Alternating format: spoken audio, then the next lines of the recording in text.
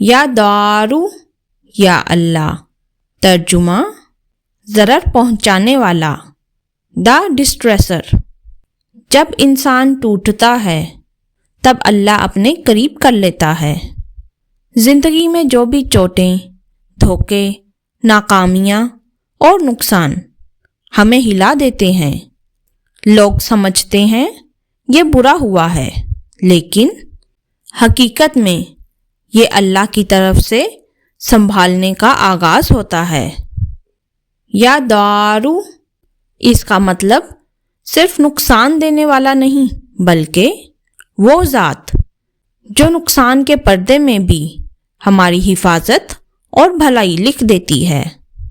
رسول اللہ صلی اللہ علیہ وآلہ وسلم نے فرمایا، جب اللہ کسی بندے کے ساتھ بھلائی چاہتا ہے تو اسے آزمائش میں مبتلا کر دیتا ہے. وظائف: گھریلو جھگڑوں، بے سکونی اور منفی انرجی کے لیے جمعے والے دن بعد نماز عصر 313 مرتبہ یا دارو پانی پر دم کر کے گھر یا دکان میں چھڑک دیں. رزق کے دروازے کھلنے لگتے ہیں، منفی اثرات ٹوٹ جاتے ہیں.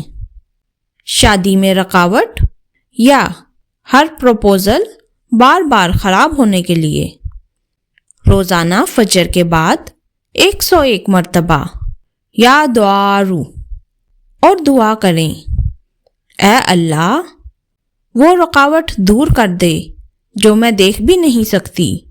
چھپی رکاوٹیں ٹوٹتی ہیں، اچھی جگہ راستہ بنتا ہے.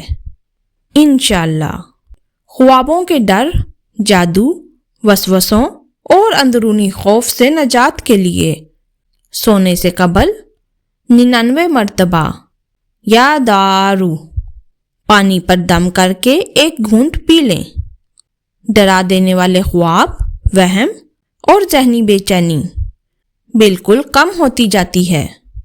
غلط فیصلوں، غلط لوگوں اور غلط جگہ سرمایہ کاری سے بچاؤ کے لیے کسی بھی اہم کام سے پہلے 33 مرتبہ یا دارو پڑھ کر دائیں ہاتھ پر دم کر کے کام شروع کریں. انشاءاللہ ذہن صاف، راستہ روشن اور نقصان سے پہلے ہی غیبی حفاظت عطا ہوگی. مشکلیں اس کا طریقہ ہیں، درد اس کی مخلوق ہے اور آزمائشیں اس کا پیار. یا دعارو یا اللہ، یا دعارو